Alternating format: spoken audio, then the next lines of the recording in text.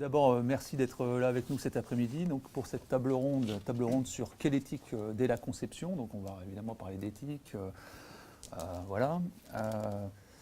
L'idée, en fait, donc il y a une table ronde en parallèle qui est menée justement sur les considérations éthiques plus générales. Mais ce qui va nous intéresser ici cet après-midi, c'est, bon, bien sûr qu'on va reparler de l'éthique et de la définition de l'éthique, parce que de toute façon, on ne va pas y couper, hein, évidemment, c'est une partie importante. Mais dans quelle mesure cette éthique peut avoir une influence sur la conception d'un produit, d'un service, d'une plateforme technologique ou d'un outil, par exemple, pour la recherche scientifique, et comment l'éthique, finalement, peut aussi avoir des conséquences sur le cadre de cet outil ou de ce service, notamment le cadre juridique, ou même en anticipation, ce que ça implique en termes de positionnement futur pour ces nouveaux produits et services qui arrivent. Alors, pour discuter de cela ensemble, et puis je vous inviterai d'ailleurs après à poser des questions, c'est aussi le but de l'opération, puis la salle n'est pas très grande, donc ça nous permet de le faire assez facilement. Plusieurs personnes ici. Alors effectivement, ce qu'on a décidé entre nous, hein, c'est de se dire que chacun évidemment allait présenter un peu son point de vue, son positionnement par rapport à l'éthique et la manière dont l'éthique finalement intervient dans sa profession, dans son métier, en tout cas l'idée qu'on peut s'en faire. On verra ça notamment avec Mathieu Poissard de Néovision, donc une start-up, je crois, hein, dans l'IA. On a le fonctionnement d'une start-up, mais le business model est plus proche d'une SS2I spécialisée en intelligence artificielle. D'accord. Mais en tout cas, il y a des notions d'intelligence artificielle, deep learning probablement, toutes ces technologies. Donc évidemment, on parle en ce moment beaucoup d'éthique liée à ces technologies. Donc vous aurez l'occasion de nous le présenter. Luc Saccavini, ingénieur de recherche à l'INRIA. Donc évidemment, tu auras l'occasion de te présenter plus en détail. Donc, il y a la direction générale déléguée à l'innovation. Et donc, effectivement, tu travailles sur un certain nombre de choses, notamment les plateformes pour l'INRIA, donc les plateformes scientifiques. Donc, tu te présenteras plus en détail. Pascal Guiton, professeur d'informatique, Université de Bordeaux, mais INRIA aussi. Voilà. Donc, sur la thématique de la déontologie et l'intégrité scientifique, et donc tu travailles sur... Alors, on a convenu de se tutoyer, puisque entre les vous et les tu, c'est pas qu'on est forcément tous très copains, mais pourquoi pas. Mais en tout cas, c'est plus facile. Mais maintenant, en tout cas, c'est plus facile. Voilà. À la fin, tout, y compris vous, on se tutoie. Et tu travailles donc sur les problématiques de la cellule de veille et de prospective de l'INRIA. Franck Robert, tu es avocat, voilà. C'est pas grave, mais il en faut. Hein. Et d'ailleurs, tu es l'avocat de Néovision. Donc c'est pas que Mathieu vient systématiquement avec son avocat quand il intervient, mais il se trouve que là, il y avait un côté... On se protège. Tu as donc à traiter, de point de vue juridique, les problématiques éventuellement éthiques, sur les notions de contrat, etc., puis de déclinaison juridique des innovations de Néovision. Et puis Véronique, tu es chercheur en sciences humaines et sociales, mais ingénieur en informatique, au départ. Voilà, c'est ça. Donc à l'université d'informatique, enfin au laboratoire d'informatique de Grenoble, et tu es une CNRS. Ouais. Voilà, comme ça là je suis à peu près au point sur les tutelles. Et donc ce qui va nous intéresser de discuter avec toi, c'est l'éthique dans le processus de conception globale, évidemment. Alors on a convenu donc le jeu, là sur ce premier tour de table, entre 5 et 10 minutes chacun, c'est d'abord de vous présenter, de savoir ce que vous faites, et puis, alors, petite entre parenthèses, on a discuté de la définition de l'éthique ensemble, avant que vous arriviez, et c'est pas forcément évident. Donc là, c'est pas évident, donc on pourrait revenir dessus, donc j'avais quelques exemples, j'en ai trouvé, on a échangé par mail, il faut se caler dessus. Moi, ce que je vous propose, hein, c'est que si vous le voulez, vous présentez aussi de cette notion, la manière dont l'éthique intervient dans votre travail, et peut-être même une première définition, soit par l'exemple, soit comme vous le voulez, de ce que vous considérez être l'éthique, en tout cas rattachée à votre profession. Ça peut être une chose intéressante. Donc voilà, le micro va revenir vers moi progressivement. Mathieu, tu peux commencer. Ok, on commence donc. Mathieu Poisson, enchanté d'être devant vous. Bonjour à tous et à toutes. Donc, je suis responsable marketing chez Néovision. Je m'occupe de développer donc la notoriété de la société, de clarifier son offre, la valoriser, mais également de rendre accessible l'intelligence artificielle au plus grand nombre, c'est-à-dire par la vulgarisation et en l'apprenant vraiment par l'usage, l'utilisation, voilà, qu'est-ce que ça va apporter concrètement. Neovision, c'est une société de conseil et services en intelligence artificielle. Donc on crée des IA sur mesure pour nos clients. On va vraiment les accompagner de A à Z dans la définition de leurs besoins, comprendre vraiment leurs problématiques, leurs contraintes, leur métier, faire des audits, des diagnostics, des études de faisabilité, de performance, du prototypage jusqu'au développement logiciel pour ensuite industrialiser les solutions qu'on crée pour eux. Pourquoi je suis donc dans cette table ronde ? IA et éthique, c'est un duo qui marche bien en ce moment, ça soulève beaucoup de questions. Et je pense qu'en fait, on parle beaucoup d'éthique avec l'IA parce qu'on en a un peu peur. D'une part, parce qu'il y a un imaginaire qui est quand même pas mal partagé, plutôt négatif vis-à-vis de l'IA, même dans notre jeunesse, ou un peu moins dans notre jeunesse pour certains. On a été bercé par des films de science-fiction qui dépeignaient une IA malfaisante, destructrice, dont le but arrivait assez rapidement à l'annihilation de l'espèce humaine. Moi, mon boulot, mon but, c'est vraiment de casser un peu déjà ces mythes, de prouver que l'IA bien utilisée peut être bienveillante et bienfaisante pour l'humanité, apporter beaucoup de bonnes choses. Donc on publie des articles, on essaie de vulgariser, de rendre ça accessible. Et je partage aussi des informations qui me semblent vraies, qui nous semblent vraies vis-à-vis de l'IA. Et à côté de ça, donc il y a une deuxième chose qui fait qu'on a un peu peur de l'IA, c'est qu'il y a aussi des impacts forts à venir sur l'économie, sur la vie quotidienne. Et la vraie question à se poser, c'est entre quelles mains on va mettre l'IA. C'est une technologie comme une autre. Si elle est mise entre les bonnes mains, elle peut être vectrice de bonnes choses. Et à contrario, si on la met entre de mauvaises mains, ça peut avoir de mauvaises conséquences. Et donc, si je devais donner une définition de l'éthique, chose pas facile, moi je m'axerais vraiment sur le côté donc, des valeurs, la bienveillance. Faire quelque chose... on a tous une morale qu'on partage plus ou moins, et on a je pense une définition de la bienveillance qui peut être assez partagée, et j'essaierai d'associer ces deux choses-là, l'éthique et la bienveillance. Voilà, pour ma présentation.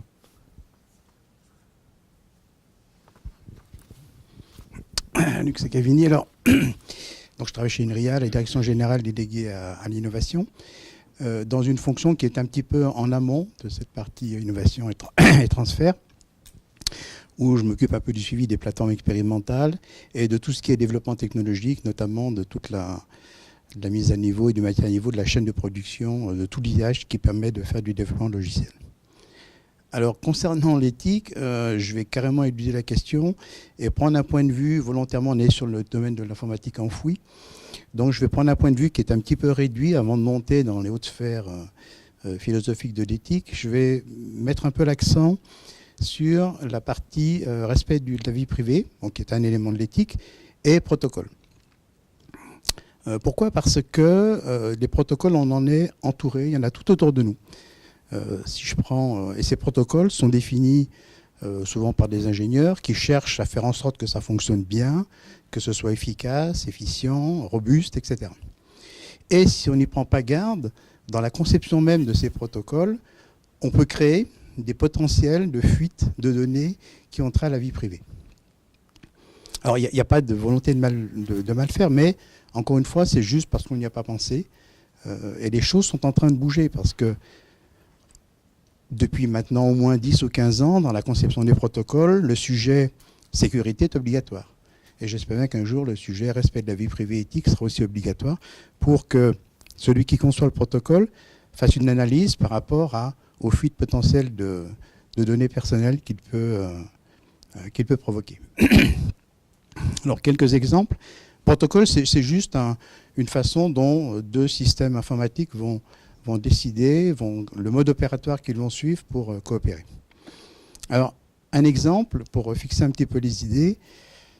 Quand vous allez sur votre site de vente préféré en ligne, vous utilisez un navigateur. Ce navigateur utilise pour dialoguer avec le serveur de votre vendeur préféré un ensemble de protocoles. Ça va être HTTP, qui est le protocole natif du web. Ça va être éventuellement TLS, quand vous avez un petit cadenas qui se ferme, qui va sécuriser cette transaction. Et puis si on descend un petit peu dans les couches basses, on va avoir du TCP qui assure la liaison en point à point. On va avoir le protocole IP qui va assurer le transit de vos paquets pour la dizaine de routeurs que vos paquets d'informations vont croiser, vont traverser, pour aller jusqu'à aussi destination. Pareil pour la réponse. Et puis, etc., etc. Donc là, j'en ai cité 4. Il y en a plusieurs dizaines qui vont coopérer, s'enchaîner. Quelques exemples concrets. Vous démarrez une session, vous choisissez quelques objets que vous voulez acheter, vous êtes interrompu, vous revenez. Et là, à votre surprise ou pas, le système vous dit « Ah bonjour monsieur ou madame Intel, vous aviez mis ça dans votre panier, est-ce que vous voulez continuer cet achat, est-ce que vous voulez le retirer, etc. » Bon, ça veut dire que dans le protocole, il a été mis quelque part une information qui vous identifie totalement. C'est ce qu'on appelle les cookies, qui vont permettre au serveur distant de dire « Ah, cette personne-là, je l'ai déjà eu, on a déjà eu une session il n'y a pas longtemps, je vais lui reproposer les éléments de sa session précédente. » Et puis des informations comme ça, il y en a énormément, donc soit dans le protocole, soit aussi dans des phases de négociation, quand les protocoles vont négocier les capacités. Exemple, est-ce que tu sais faire du chiffrement? Oui, non. Est-ce que tu sais comprimer des données? Oui, non. Etc., etc. Et dans tous ces échanges protocolaires, il y a la possibilité ou pas de laisser fuiter des informations. Exemple, quand on met les fameux cookies qui sont des codes numériques qui vont identifier une session. On a un choix le concepteur du protocole va pouvoir dire « Ah, bon, ben, je vais mettre le login de la personne, je vais mettre son adresse IP, je vais mettre l'heure, enfin, je vais mettre tout un tas d'informations en clair. Donc, ce code numérique va être sémantique. Et quelqu'un sur le chemin va pouvoir intercepter ces informations et en déduire certaines données de votre vie privée. Mais alors ça, c'est pour les protocoles de haut niveau. Si on descend un petit peu dans les couches un petit peu plus basses, tous les paquets qui vont transiter, les paquets d'informations qui vont transiter entre votre machine et le serveur, vont avoir systématiquement l'adresse destination. Bah, c'est normal, hein, c'est l'algorithme du postier. Il faut bien que les objets, les routeurs intermédiaires sachent où envoyer ces données. Mais est-ce qu'ils ont besoin de connaître votre adresse source? Or, cette adresse est contenue dans le paquet. Non, il n'y a pas besoin. L'identifiant de connexion suffirait pour maintenir cette connexion ouverte, sans faire en sorte que la dizaine d'équipements informatiques qui vont faire transiter vos informations aient connaissance de l'adresse IP du destinataire, l'adresse IP du récepteur, enfin les adresses IP sources, le numéro du protocole utilisé, on sait ce que l'on fait, est-ce que vous êtes en train de faire du web, est-ce que vous envoyez du mail, est-ce que vous faites autre chose, etc., etc. Donc, on voit là que dans la conception de tous ces protocoles, il n'y a pas volonté de mal faire, mais il y a des portes ouvertes, potentiellement, à de la fuite de données personnelles. Données personnelles que vont récupérer ou vont essayer de récupérer tout un tas d'intermédiaires. Par exemple, votre fournisseur d'accès IP, votre FAI, celui qui gère votre box, par exemple. Et puis d'autres encore, qui peuvent être plus ou moins bienveillants par rapport à ça. Et donc sur ce sujet-là, il y a quelques règles, parce que le sujet n'est pas complètement nouveau, il y a quelques règles, et par exemple, une des règles qu'on peut utiliser, qu'on doit utiliser, c'est l'anonymisation complète des identifiants. C'est faire en sorte qu'un code numérique qui identifie un objet, une session, quoi que ce soit, ne porte aucune information sémantique. C'est juste un code numérique.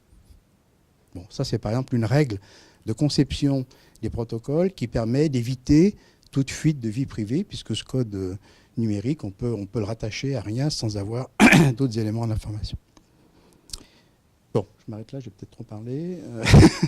Mais voilà, donc il y a dans ces... Pas personne. Pas personne. Après, ça va dépendre de l'organisme qui va standardiser ces protocoles.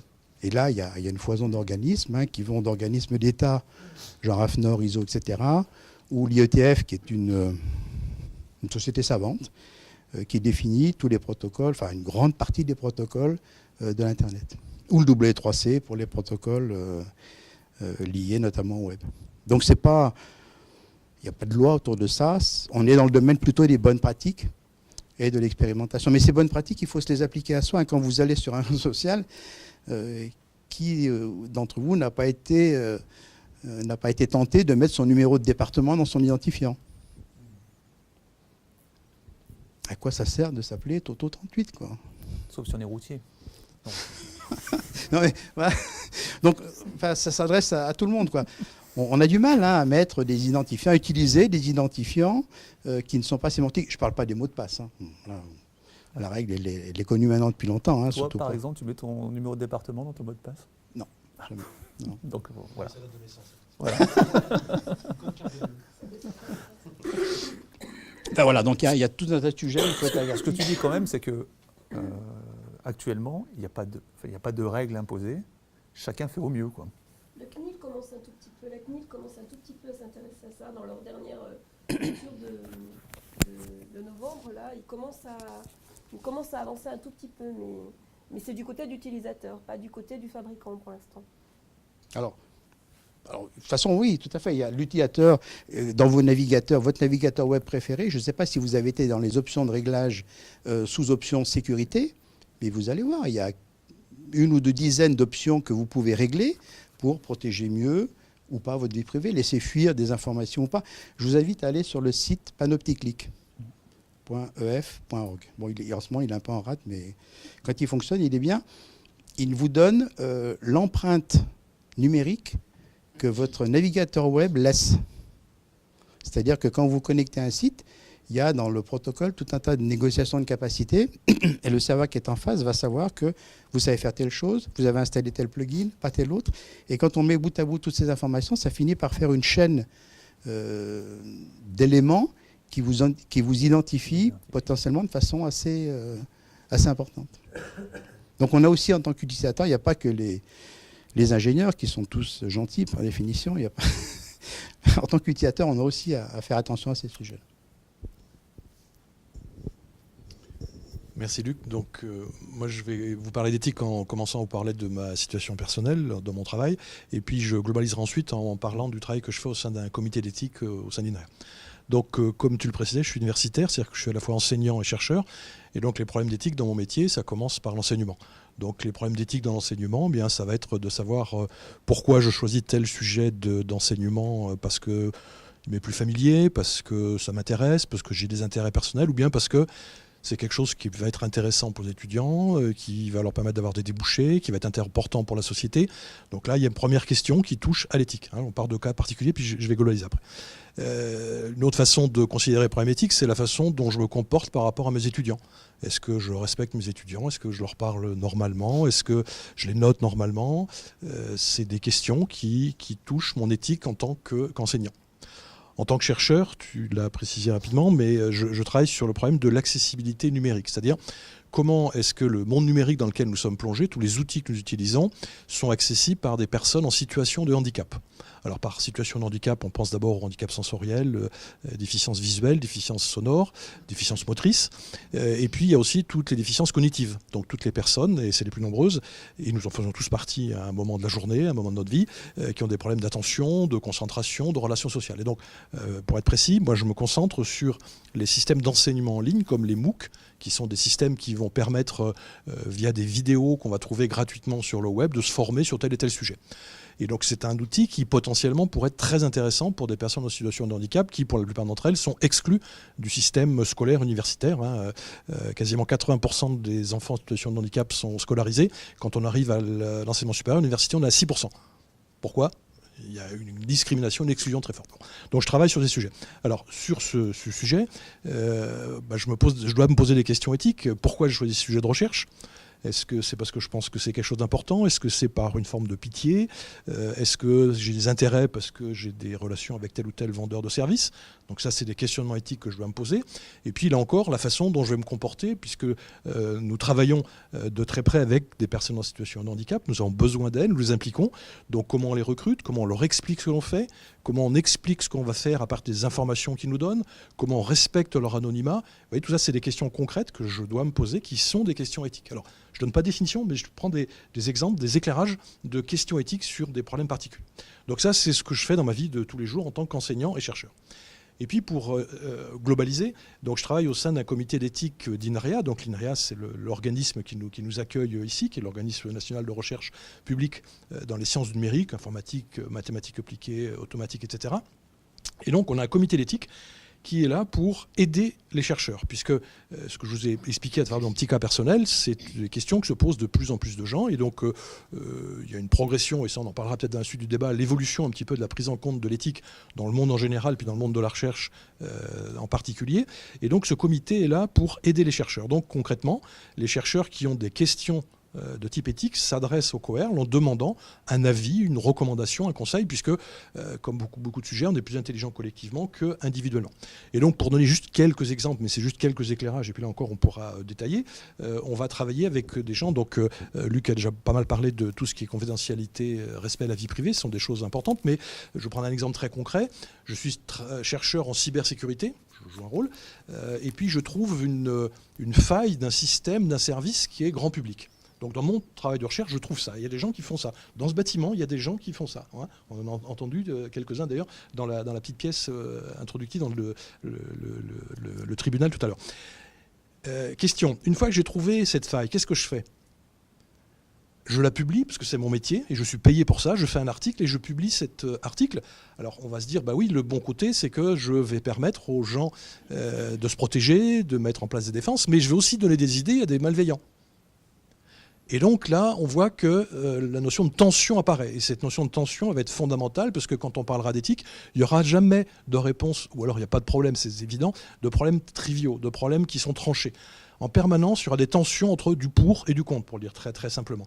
Et donc on verra, et ça sera une partie de la définition, que ces réponses éthiques, on les donne chacun individuellement et collectivement dans le cadre de comité d'éthique, en fonction de nos valeurs morales, culturelles. Ça veut dire que l'éthique, elle est individuelle d'abord.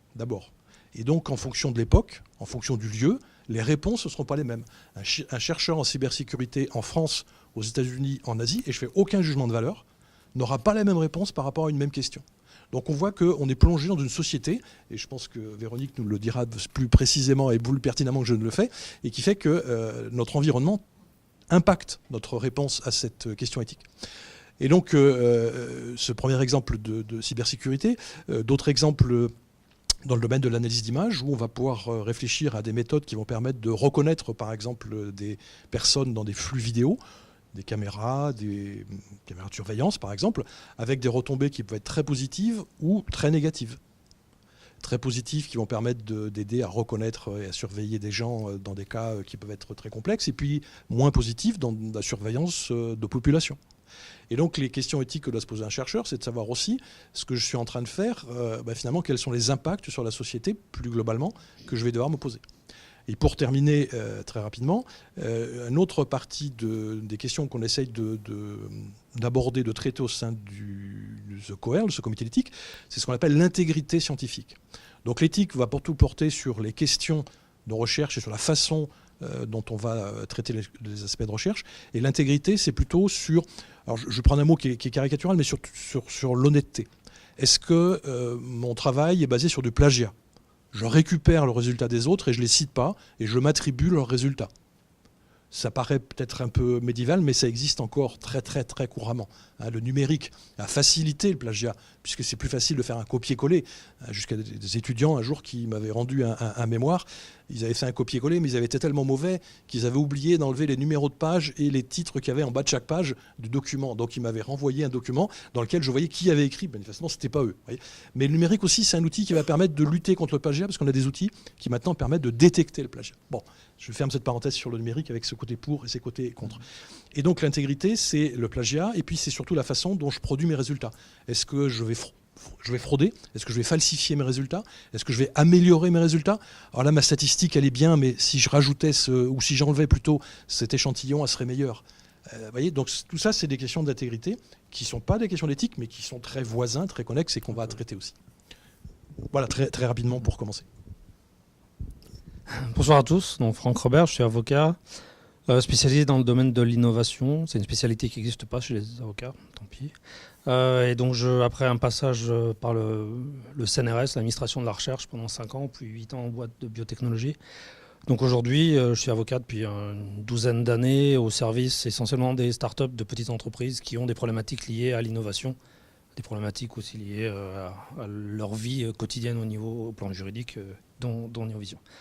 Voilà, juste pour faire court sur la partie, sur notre thématique, hein, donc autour de l'éthique et de la conception.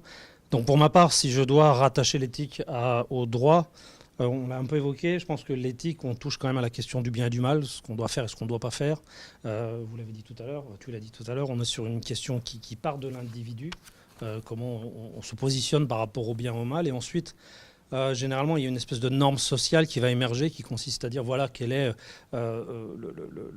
cette définition par rapport à une problématique donnée du bien qu'on va collectivement adopter comme étant la bonne position, et puis ensuite, assez souvent, lorsque ce consensus apparaît, on va éventuellement transformer ce consensus en droit, une loi, un texte, une réglementation qui va venir à la fois proposer une certaine fixation, une définition juridique de ce qui est bien, de ce qui est mal, et puis assez souvent, parce que c'est la norme sociale qu'il veut, les sanctions qui sont éventuellement attachées au non-respect de cette norme sociale. Donc la manière dont je positionne, a priori, moi en tant que juriste, l'éthique par rapport au droit, c'est bien ça, c'est-à-dire qu'on part de l'individu qui s'est donné une éthique.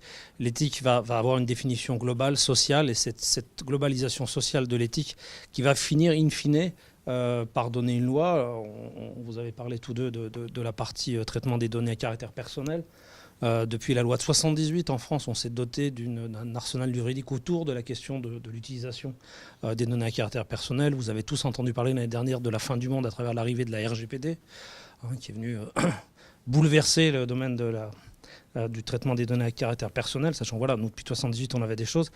Il y a des avancées qui ont été faites dans ce domaine-là, c'est-à-dire que sur le plan éthique, la manière dont on doit aujourd'hui traiter les données à caractère personnel des gens qui font l'objet de traitement numérique sont assez bien fixées avec des obligations qui sont assez précises, un petit peu ennuyeuses, ce qui est plutôt pas mal, à charge des gens qui gèrent ce type de données. Voilà.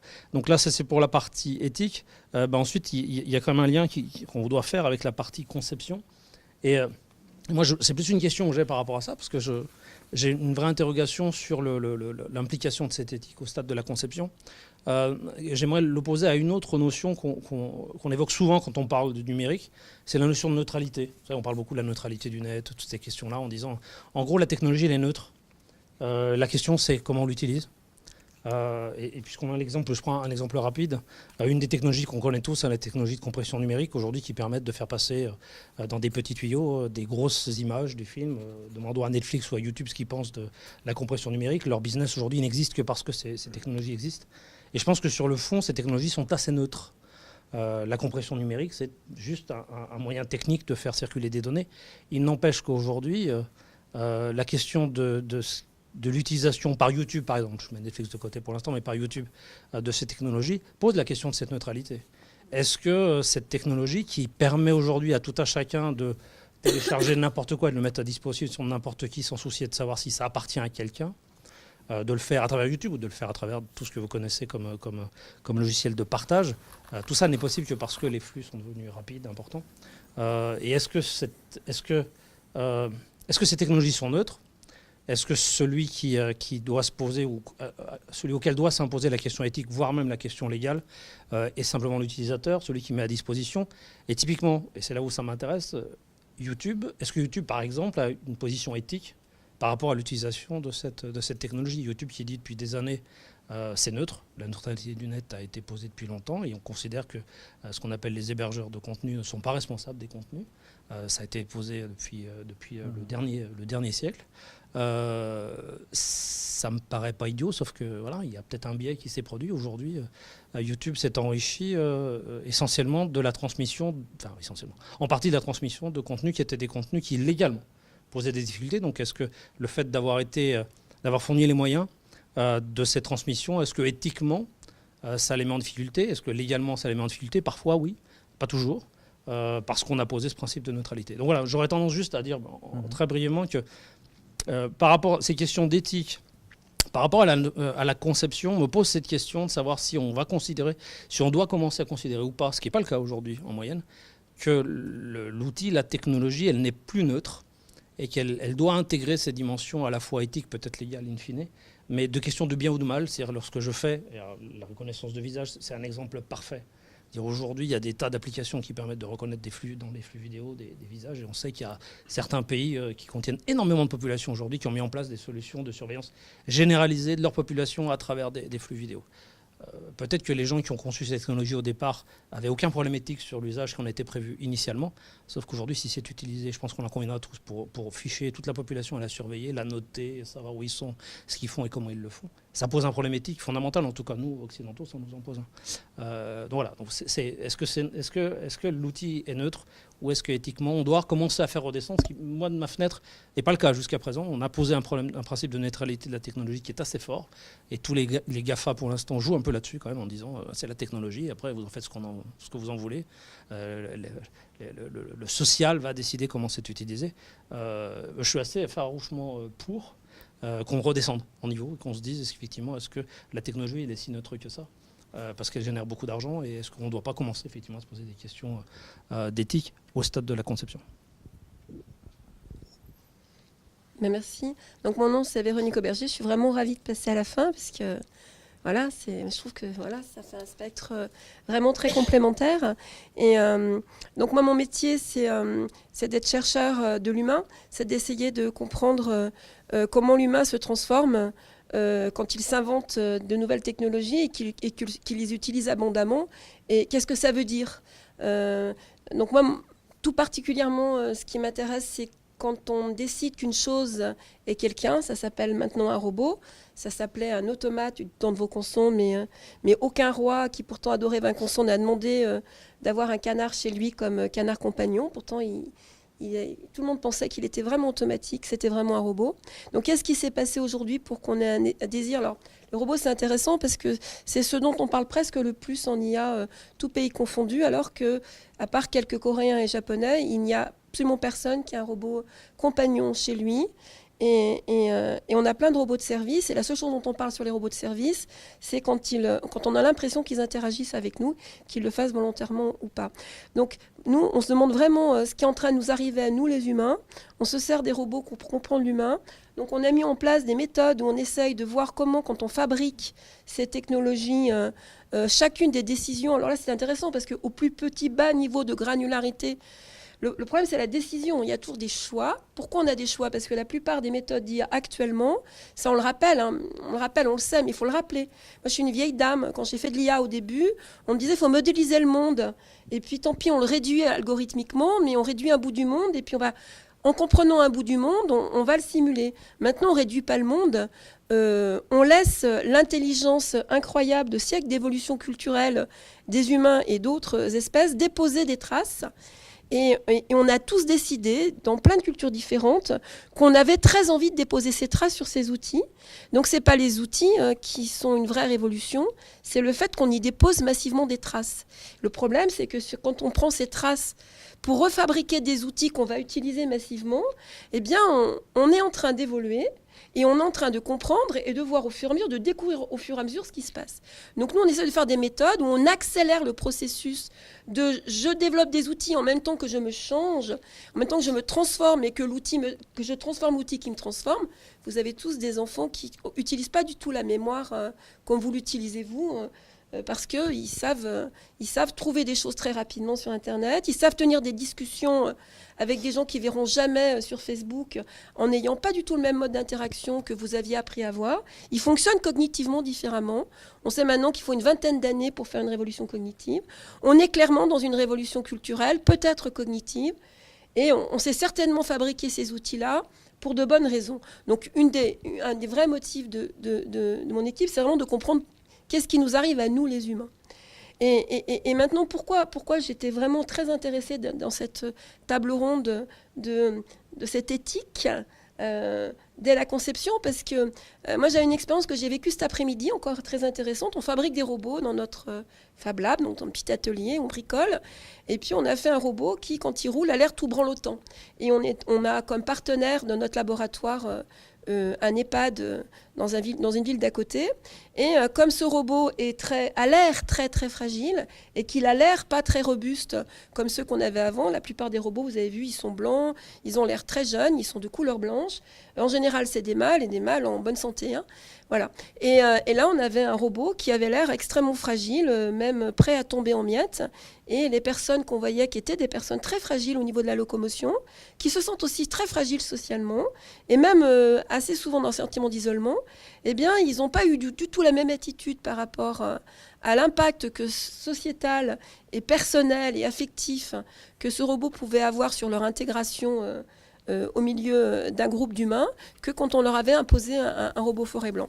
Et les ingénieurs qui avaient juste travaillé sur la partie automatique et qui avaient raté leur partie automatique se sont rendus compte que finalement, rien que le fait de choisir tel ou tel composant avait un impact. Et ça, ils ne l'ont pas deviné tant qu'on n'a pas vécu avec. Donc ça, moi, ça me paraît très important de se rappeler que cette expérience collective, il faut qu'on la fasse et il faut qu'on ait les yeux grands ouverts quand on la fait et qu'on ait plein d'acteurs à faire cette expérience collective, que les chercheurs, bien sûr, sont des acteurs importants et qu'ils ont peut-être, alors effectivement, une déontologie très forte. Et moi, j'irais dans l'intégrité encore plus loin que ça en demandant la première chose qu'on doit dire quand on fabrique des algorithmes d'IA ou des machines, carrément des machines physiques. On doit absolument savoir à quel moment on peut prédire quel effet, au moins quelle action ça va avoir, et quand est-ce qu'on ne peut pas le prédire, puisqu'on fait, je sais pas, du machine learning sur des énormes données qui sont de l'intelligence naturelle dont on n'a pas très bien compris en quoi le processus naturel était capturé et permettait de reproduire des choses. Donc ça, c'est la première chose. Ça peut être une éthique du chercheur. Et puis, rien n'est diffusé s'il n'y a pas les industriels.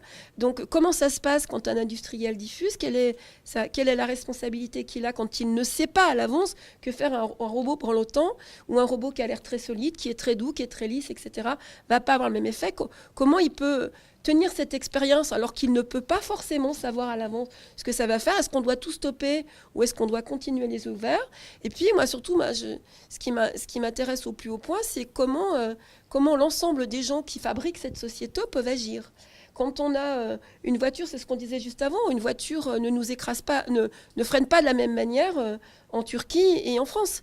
Et elle est parfaitement régulée dans des tas de normes où on est tous d'accord pour mourir dans une voiture en France. On ne va pas porter plainte si on n'a pas freiné de la même manière qu'en Turquie. On l'a accepté, pareil avec nos médicaments. Pourquoi d'un coup, il y a une espèce de fantasme autour de l'IA qui fait qu'on va se mettre à, par exemple, moi je connais mieux les robots, hein, on a gelé une loi, mais il y a 2 ans, un avocat français, Alain Bensoussan, a beaucoup milité avec des politiciens hein, pour qu'une loi soit votée pour donner le statut de personnalité. Ah oui, je ne sais pas si vous savez ça, mais c'est tellement effrayant, je n'arrive pas à le dire depuis 2 ans, personnalité juridique à un robot. D'accord, ce qui évidemment déresponsabilise absolument tout le monde dans la chaîne. Je n'ai pas pu assister à c'est très bien ces faux procès de robots parce qu'à chaque fois on arrive au même problème qui sont les humains. Donc tu disais tout à l'heure bienveillant, malveillant, dans les mains de qui on les met, mais qui décide de ce qui est bienveillant ou pas le malveillant?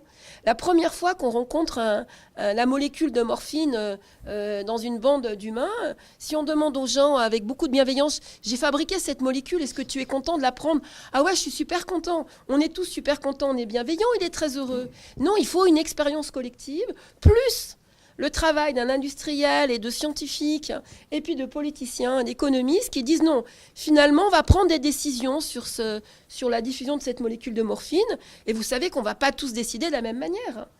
Et puis, par exemple, si ma grand-mère est diabétique, un scientifique va pouvoir dire si vous continuez à manger du sucre, vous allez mourir, mais vous n'allez pas souffrir de manque, ou alors vous allez souffrir de manque, mais pas mourir de l'excès de sucre. L'industriel va proposer éventuellement une médication qui est accessible, pas accessible.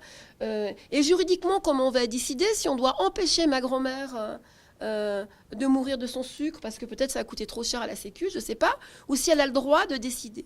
Ou si on laisse la pression de son entourage lui faire une espèce de pression. Et là, ça y est, on rentre dans la morale pour que même si elle a envie de mourir très vite de son diabète, elle va souffrir pour ne pas faire de peine à ses enfants. Comment on va décider ça? Hein, parce que le souci qu'on a actuellement, c'est que l'IA commence à peine à rentrer et on commence, parce qu'on se transforme, à découvrir l'effet que ça a sur nous. Et aucun scientifique n'est capable actuellement de dire quel effet ça va faire sur nous, pour la bonne et simple raison qu'on est en train de se transformer. Donc on peut le dire au coup par coup, mais on ne peut pas le dire à long terme. Est-ce que c'est grave? Non, ça a toujours été le cas. Est-ce qu'on savait que non pas inventer l'imprimerie, mais diffuser l'imprimerie, allait faire naître des démocraties partout en Europe? D'accord? On l'a vu se faire. Donc la seule chose qu'on peut dire, c'est que c'est une vraie révolution, qu'elle est culturelle avant d'être technologique, que quelque chose de très puissant est en train de... Nous sommes en train de nous faire quelque chose de très puissant. Moi, ce qui m'inquiète sur le plan maintenant éthique, c'est-à-dire comment pas à pas on regarde où on pose nos pieds, c'est la seule chose que moi je peux dire par rapport à l'éthique, c'est en seulement aujourd'hui qui décide. Donc la semaine dernière, Facebook a annoncé qu'il lançait un grand centre qu'il ouvrait un grand centre de recherche sur l'éthique, dans lequel vont être décidés de ce qui est bien ou mal. Il y a 2 ans, les GAFA ont lancé un comité d'éthique qui vont décider des règles de bons usages. Voilà, moi, c'est des choses qui m'inquiètent. Je me dis, pour l'instant, la décision de ce qui est bien ou mal, dans ma culture, et je dirais même dans mon périmètre de batterie, eh bien, je sais que j'ai des droits et des devoirs. Et par exemple, j'ai le droit de mourir du diabète. Et j'ai le droit de prendre certaines décisions. Et j'ai le droit, par exemple, de décider de laisser ou pas mon numéro de département sur Facebook. Ce que je ne sais pas, par contre, pour l'instant, c'est quelles sont les conséquences, le retour de boomerang, quand je vais mettre mon numéro de département sur Facebook. Et là, il y a une responsabilité, clairement. Ça ne me dérange pas qu'on le découvre au fur et à mesure, si, avec beaucoup d'humilité, on explique à chacun d'entre nous qu'on sait qu'on ne sait pas. Voilà. Et qu'on avance, qu'on n'arrête peut-être pas d'avancer parce que peut-être qu'on en a besoin de ces technologies-là, mais qu'on découvre au fur et à mesure et que chacun joue son rôle dans la manière de découvrir et qu'on soit très attentif à ce qu'on est en train de se faire en se rappelant que c'est très puissant. Je propose de redonner le micro à Mathieu, si vous pouvez me faire passer. Justement par rapport à ce que tu viens de dire, Véronique, tu disais qu'il y a des nouveaux outils d'IA qui arrivent. On a énormément de mal à savoir comment ils seront utilisés et leur rapport à l'éthique. Alors justement, je vais poser la question à Néovision. Donc toi, tu es responsable marketing. C'est ça. Donc c'est toi qui es au contact, qui frotte avec l'usage, en fait, pour essayer de définir ces services. En partie, oui. Mais comme tu as, comme tout le monde, un avis sur l'éthique, tu nous l'as donné tout à l'heure, notamment, tu nous disais, c'est un rapport avec... le bien, le mal, la bienveillance, etc. C'est pas aussi manichéen que ça, mais globalement, oui, on essaie de faire des choses qui vont apporter du plus, qui vont pas avoir d'externalités négatives. Donc moi, je vais être beaucoup plus terre à terre. Voilà. Qu'est-ce qu'on met en place pour essayer de faire les choses bien chez Néovision, du moins dans notre vision. Donner un exemple quand tu dis vous faites de l'IA pour les entreprises, donner un exemple de ce que vous faites, de production. Et puis, est-ce que, c'est pas obligatoire parce que c'est des questions qui sont nouvelles, est-ce que déjà, à l'heure actuelle, l'éthique a influencé peut-être même vos architectures, la manière d'utiliser les données, voire même des choses que vous auriez aimé faire et puis que finalement vous ne faites pas, que vous êtes empêché de faire dans des architectures pour justement respecter ces conventions. Alors je vais répondre aux questions au fur et à mesure. On s'est refusé à faire certains projets sur la typologie du client et la typologie du projet. Quel était l'objectif final? Quel était le client qui venait nous voir? Tout ce qui est par exemple lié à des activités qui vont être un peu borderline ou liées à l'armement, on se refuse de travailler dessus. C'est une règle qu'on s'est imposée chez Néovision. Pour tout ce qui est donc les questions au niveau de l'architecture, au niveau des moyens techniques, pour justement faire les choses bien et éviter toute dérive. Par exemple, on a déjà fait de la détection de personnes pour une grosse boîte de la région. Et on avait fait le choix de l'infrarouge. L'infrarouge, ça anonymise. On ne sait pas qui on filme. Donc tout de suite, on n'a pas de données personnelles. Et on sait exactement quel est le but de notre client. En fait, on co-construit la solution. On va apprendre à connaître le client, on va savoir quelle est son activité et quels sont les débouchés de la technologie. C'est-à-dire que les données que vous allez utiliser ne pourront pas aller, si on refait une analyse derrière, au-delà de ce pourquoi... en fait, nous, on croit vraiment en ça. Une IA performante, c'est une IA très spécifique. On va lui donner des données bien précises, bien spécifiques, et on va tout calibrer là-dessus. Quand on va vouloir la faire dévier de son utilité, on va dire initiale, elle va avoir des performances qui seront beaucoup moins bonnes. Donc déjà, ça peut limiter les dérives. Et après, donc, concrètement, l'éthique, derrière l'IA, il y a toujours des humains. Donc l'éthique, elle doit être présente chez les humains, chez ceux qui la font et chez ceux qui l'utilisent. Nous, on met des choses en place chez Neovision. Donc, on veut en fait que nos salariés rayonnent positivement, qu'ils se sentent bien. Il y a une phrase que j'aime beaucoup, c'est l'IA n'est que le reflet de l'intelligence de ses concepteurs. Donc si ces concepteurs sont bienveillants, on a des chances d'avoir une utilisation bienveillante derrière de l'IA. On a aménagé des locaux pour que les gens se sentent très bien, qu'ils puissent prendre des temps de pause, de détente. On fait beaucoup d'écoute, de dialogue. On fait remonter en fait tout ce qu'ils veulent nous dire, ce dont ils ont besoin, ce qu'ils aimeraient mettre en place pour en fait leur donner les meilleures conditions possibles. Mais mettre en place les meilleures conditions, c'est pas suffisant. Il faut aussi réussir à fédérer autour de valeurs qui sont communes et qui, selon nous, peuvent définir notre vision de l'éthique, de la bienveillance. On a fait des sondages donc, auprès de nos salariés, enfin j'en suis un aussi, donc de nos collaborateurs, de mes collègues, pour savoir en fait quelles étaient selon eux les valeurs les plus importantes pour eux et quelles sont les valeurs de Neovision. Et il y avait beaucoup de similarités, beaucoup de convergences. On retrouvait souvent la transparence, la confiance, la convivialité, on retrouvait aussi le professionnalisme. Et il y en a une aussi qui est sortie, c'est la confidentialité, ce qui est très important pour nous. Donc, comme je disais tout à l'heure, on anonymise certaines données et on fait attention à la confidentialité vis-à-vis de nos clients aussi, parce que c'est des projets qui sont en R&D et on ne peut pas se permettre de trop en parler. Et donc voilà, on a trouvé des valeurs convergentes, fédératrices, et aujourd'hui, même quand on va recruter de nouveaux collaborateurs, c'est une dimension qui est aussi importante que les compétences techniques. On va avoir deux personnes qui ont les mêmes compétences, on prendra une qui va matcher avec nos valeurs. On est en train de rédiger une charte éthique aussi, qui va assurer le bien-être de nos collègues, qui va réussir aussi à fédérer autour des valeurs, et aussi donc vraiment marquer noir sur blanc sur quel type de projet on peut aller, sur quel type de projet on ne peut pas aller, pour être en accord avec nous-mêmes. Ensuite, il y a aussi le côté, donc ça c'est pour les gens qui font l'IA, mais il y a aussi les gens qui vont l'utiliser, pour qui on l'a fait. À chaque fois qu'on prend un projet, on cherche à vraiment connaître le client, comme je disais, savoir quel est son objectif, quelles sont ses contraintes, et on essaie en fait de les responsabiliser sur une bonne utilisation de l'IA. Selon nous, l'IA, elle vient augmenter l'humain, l'assister. Aujourd'hui, on n'a pas créé de technologies qui vont supprimer des emplois. Par exemple, on a fait une technologie, on pourrait penser que ça peut supprimer, de détection de défauts automatique sur une ligne de production des implants chirurgicaux pour un fabricant suisse. Ils avaient un opérateur qui, la journée, en fait, passait son temps à regarder les pièces et valider ou non si elles étaient bonnes. C'est une tâche qui est aliénante pour l'esprit humain, je pense. Faire une même chose répétée, non-stop la même chose, c'est un travail de robot. Donc autant peut-être laisser se travailler un robot. Et en fait, avec cette technologie, il a pu dégager beaucoup de temps pour trouver de la valeur ajoutée sur d'autres tâches.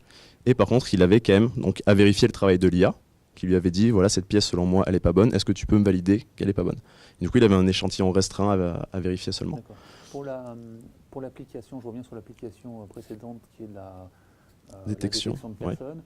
Vous avez fait le choix de l'infrarouge, par exemple, parce que bon, c'était probablement suffisamment performant. Mm-hmm. Est-ce que ça a été aussi pour des questions d'éthique, c'est-à-dire on ne puisse pas reconnaître les personnes, et ça, c'était validé avec le client qui était assez d'accord pour ça. Est-ce que ça fait l'objet de discussions entre vous? C'était plutôt induit.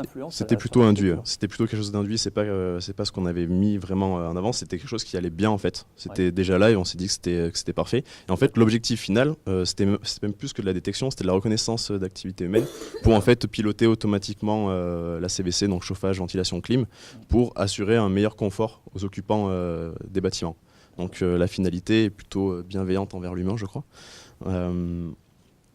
Mais voilà, du coup, on essaie vraiment de mettre des choses petit à petit et on essaie de mettre les pierres. Comment tu décides que c'est bienveillant ou malveillant pour un humain?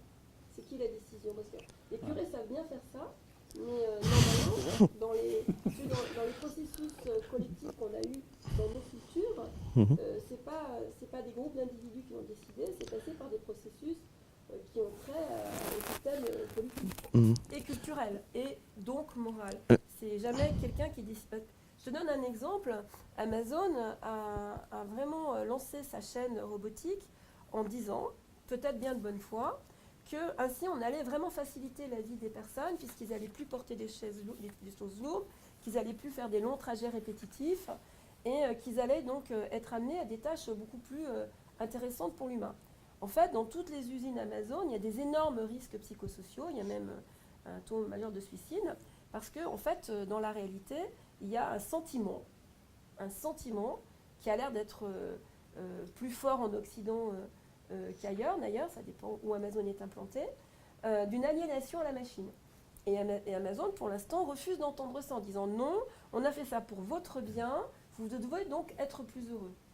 Et c'est vrai que là, en ce moment, dans certains pays d'Europe comme la France, mais je pense que tu le sais mieux que moi, eh bien, on essaye d'expliquer à Amazon qu'il n'a pas le droit de décider, de dire aux personnes, vous devriez aller beaucoup mieux parce que j'étais très bienveillant. Moi, je voulais vraiment que vous alliez mieux, donc vous devez aller mieux. Je comprends bien. Voilà. On le valide en fait. Quoi. On le valide avec nos clients. Donc ça, c'était pour la détection de défauts, par exemple. On a fait autre chose qui était avec une autre société. On n'est pas allé jusqu'à développer vraiment la technologie, mais les salariés ont été plutôt déçus qu'on ne le fasse pas, parce que c'était donc pour des connecteurs, des toutes petites pièces aussi sur convoyeur, faire du contrôle qualité non-stop toute la journée. Et quand on leur a présenté la potentielle solution, les yeux se sont bien brillés. Parce que, enfin, ils ne se plaisent pas dans cette tâche-là non plus. Alors après, j'entends bien qu'il y a des problèmes chez Amazon, mais dans ces cas-là, enfin, c'est par l'usage. On a essayé, on a vu que ça créait des problèmes. Là, il faut apporter quelque chose de correctif. Mais on peut aussi essayer certaines choses et rester à l'écoute de l'humain pour justement, enfin. Ça veut dire pour toi, la bienveillance, c'est pas de décider ce qu'il y a au bal, c'est de laisser les gens décider. C'est ça que tu veux dire? Non, vous avez C'est- une chaîne de valeur en interne. c'est- Vous avez une vision. Oui, c'est ça. Enfin. Tu exclus On laisse pas les gens, on les laisse aussi en partie décider, mais c'est co-construit. Je veux dire, on écoute les gens, on a aussi notre vision. Il y a un choix. Je trouve qu'il y a une thématique intéressante, c'est la thématique de la défense. La thématique de la défense que tu as exclue tout à l'heure. Et moi, j'ai pas mal de clients aussi qui me disent, nous, on ne travaille pas pour la défense. Sur le plan éthique, ça se défend. Se dire que si on travaille pour la défense, on va peut-être sauver des militaires français qui sont sur un terrain de guerre. Éthiquement, se dire je refuse de le faire alors que j'ai les moyens technologiques de le faire.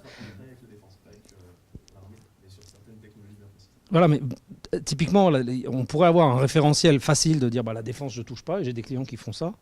Mais souvent, c'est un référentiel individuel, en fait. On va se situer, et je trouve que celui-ci est particulièrement intéressant, parce qu'il se défend d'un côté comme de l'autre. Il y a des gens qui vont dire, moi, participer à la fabrication d'un objet qui va tuer quelqu'un, ça m'est impossible. Et d'autres qui vont dire, pour la même raison, d'aider nos forces armées, voire même la protection de notre territoire, parce que je participe à ça, parce que la technologie le permet, je trouve qu'éthiquement, je suis en devoir de le faire. Donc c'est là où on voit que cette notion de bien ou de mal, elle est quand même très difficile à cerner. Et la charte, là, nos visions disaient que... Franck peut garder le micro, en fait.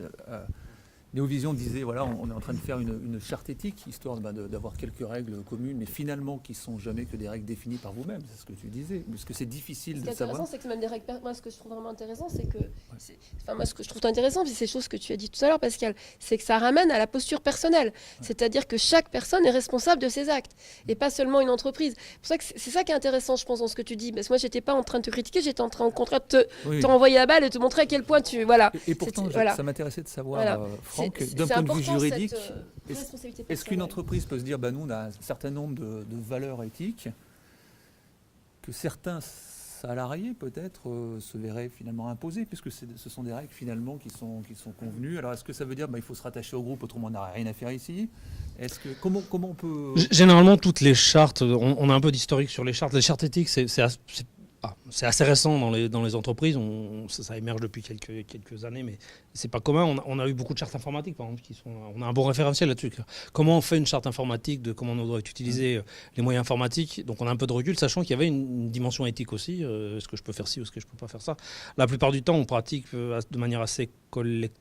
C'est-à-dire qu'on va essayer de faire émerger un espèce de consensus de ce que les gens sont prêts à accepter ensemble. Alors c'est vrai que c'est une charte du coup qui va sortir d'un consensus à un instant T. On va devoir s'assurer qu'elle évolue et puis que l'adhésion des nouveaux arrivants n'est pas forcément imposée, etc., etc. Mais ça n'a pas pour moi, ça n'a pas de valeur réglementaire. On se dote de ça.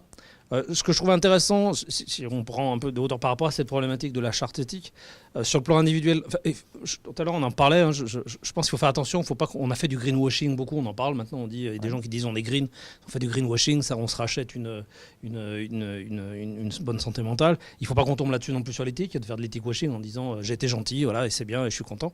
Il faut veiller à ce que ça ait un impact social. Et je pense que ces chartes éthiques, ça n'a d'intérêt que si on arrive vers une dynamique.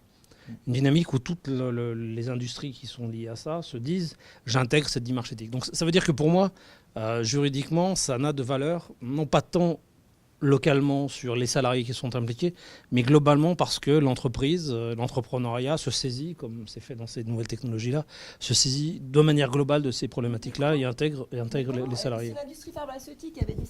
Si l'industrie pharmaceutique avait décidé toute seule, avec des comportements individuels de biologistes et de chimistes et de médecins de la charte éthique, on n'aurait pas les médicaments qu'on a aujourd'hui. C'est un processus global, c'est un processus collectif. Tu veux qu'on soit tous dans une conscience individuelle de la responsabilité de nos actes. C'est absolument indéniable. Quand on commence à nier ça, on commence à vraiment aller très mal. Hein, c'est la base même des processus moraux. Après, mais on sait bien après, c'est très lié au schéma culturel et politique. Mais on sait qu'on a des responsabilités. Après, les décisions collectives, on est tous dans des États où il y a des processus qui sont faits. Chez Poutine et en France, on n'a pas les mêmes processus pour décider de savoir si un nouveau médicament va être mis sur le marché, de quelle manière. Et il y a aussi des décisions de seuil de risque sur un médicament. Pareil, on est toujours en danger avec un médicament. Et ces décisions, elles sont prises dans une machinerie qui a été mise de longue haleine, qui n'est pas la même d'une culture à l'autre et qui n'est pas décidée par les experts de la fabrication des médicaments. Pareil pour les voitures. Enfin, là, ce qui est arrivé récemment, très très récemment, imaginez que, là c'est Facebook qui lance un centre de recherche sur l'éthique, imaginez que Renault ait lancé au début de l'automobile un centre de recherche sur la qualité de l'environnement avec les voitures. C'est pas comme ça qu'on a fait. Hein, on ne fait pas du tout comme ça. On n'a jamais fait comme ça. Donc, moi, ce que je trouve inquiétant, c'est que la société civile nous laisse tellement dans le vide, les industriels et les chercheurs, qu'on soit obligé de pédaler très très vite pour arriver à... Oui, je demanderai à Luc. On peut peut-être se sentir seul, mais concrètement sur le domaine de l'IA, on se fédère nous-mêmes en fait, entre chercheurs et entrepreneurs. Il y a beaucoup de lettres ouvertes qui circulent, qui vont définir ce que c'est que l'éthique au final et qu'est-ce qui est partagé entre nous. Mais au final, on décide nous de ce qui est bien ou mal pour l'ensemble de la population. Oui, mais par exemple, fondamentalement, si on pose une question, si on pose une question et qu'on dit qui est-ce qui est pour les robots tueurs. Enfin, qui est-ce qui est pour les robots tueurs ? Je pense qu'à 99%, on est tous contre. Et c'est un peu la logique collective qui va se mettre en place, la morale qu'on partage tous plus ou moins. Peut-être pas. Mais Oui, des terroristes, par exemple. Voilà, je vais me faire l'avocat du diable parce que je parle pas de ce que je pense moi, mais si on se place dans un contexte, alors oui, terroriste, mais moi je vais prendre un autre contexte historique. On est en 1940 et les nazis envahissent la France. Est-ce qu'on va avoir envie de travailler pour défendre et lutter contre l'envahisseur ? Je pense que la réponse à la même question sera radicalement opposée. Exactement, donc c'est très dépendant, encore une fois, des époques, des cultures. Il n'y a pas de réponse absolue dans le temps. Moins dangereux, moins dangereux que la bombe atomique. Vous avez évoqué les notions de plateforme scientifique. On peut considérer effectivement, quand New Vision fait de l'IA, effectivement, on peut imaginer qu'il y a un rapport direct avec ses clients, donc ces clients qui vont utiliser ces données. Donc on se dit il y a un rapport avec l'extérieur, mais par exemple les plateformes scientifiques qui sont utilisées en interne, par exemple à un centre de recherche, on pourrait se dire là. On peut imaginer ici qu'il y a plutôt une recherche bienveillante, donc on pourrait mettre énormément d'informations dans ces plateformes, c'est ce que tu évoquais tout à l'heure, Pascal. Donc en se disant, oui, mais moi je sais ce que je fais, je suis celui qui gère la plateforme, donc j'empile des données, de toute façon c'est bienveillant, puis on les utilisera bien, donc je n'ai pas de problème d'éthique. Et pourtant, est-ce que maintenant déjà, la manière dont sont architecturées ces plateformes, notamment ces bases de données, où on agrège un grand volume de données. Ici, il y a une plateforme, par exemple, de captation 3D avec des gens qui viennent. Tu en as aussi. Donc, ces données restent. Est-ce que finalement, dans la conception de ces plateformes, l'éthique commence à avoir une certaine part en disant ça je pourrais le faire mais je ne le fais pas parce que voilà je... Alors oui, je parlais tout à l'heure, j'ai esquissé le fait qu'il y avait une évolution dans la société en général et les chercheurs faisant partie de la société, aussi dans le monde des chercheurs. Et donc la question que tu poses est une question... Tu aurais... La conception là, par rapport à l'éthique. J'y reviens. Tu aurais posé la même question il y a 5 ans, il y a 10 ans, j'aurais peut-être pas répondu de la même façon. Aujourd'hui, je pense que de plus en plus, je ne sais pas chiffrer, j'ai pas de ratio, il n'y a pas de mesure précise, mais de plus en plus de chercheurs sont conscients de ces problématiques, de ces questions et se les posent. Et on les aide. Par exemple, une action très concrète, que ce soit au niveau national avec les suites du rapport Corvol, qui est un rapport sur ces sujets-là, ou au sein d'INRIA ou au sein de l'université, on met en place des formations obligatoires pour tous les doctorants. Donc tous les étudiants qui font des thèses ont maintenant des formations. Alors c'est plus ou moins, la mesure est plus ou moins mise en œuvre, mais globalement, en tout cas on tend vers ça, pour que tous les doctorants et des formations. Alors formation, c'est pas on leur apprend théorème, grand 1, non, mais se poser des questions collectivement, traiter des cas collectivement. Donc il y a des séminaires, moi j'anime ce genre de choses, ça dure une journée ou 2 demi-journées, où on fait se poser des questions aux doctorants. Donc ce que je veux dire par là, c'est qu'il y a une évolution et qu'aujourd'hui un chercheur aura de plus en plus de mal, alors je parle dans mon domaine, parce que celui que je connais, mais je sais que c'est aussi le cas dans d'autres domaines, les sciences du vivant étaient bien en avance sur ce sujet, à ne pas avoir de questionnement éthique et de s'être posé des questions. Donc pour en revenir à ce que tu disais, oui, évidemment, dès la conception, il faut se poser des problèmes éthiques. Mais j'ai envie de dire, c'est juste nécessaire, mais absolument pas suffisant. Les problèmes éthiques, ils sont au début, quand on imagine, quand on conçoit, quand on écoute les besoins des gens. Et ça rejoint ce que tu disais, finalement. Et c'est un peu une réponse aux questions que tu poses. C'est que la bonne façon de faire, c'est de s'interroger, non pas que, alors, en tant que chercheur, en tant qu'ingénieur, mais en tant que participant à un projet collectif. Et donc si je ne m'interroge pas sur les gens qui vont utiliser mes systèmes, mes innovations, etc., je fais mal mon métier. Mais je dois me le poser en amont avant même d'imaginer la solution. Je dois écouter les gens, c'est quoi vos besoins, c'est quoi ce que vous acceptez de faire, c'est quoi ce que vous ne voulez pas faire, d'avoir des idées, de leur proposer. On parle de co-design, c'est très à la mode, de design participatif, de conception participative, mais ce n'est pas des mots creux.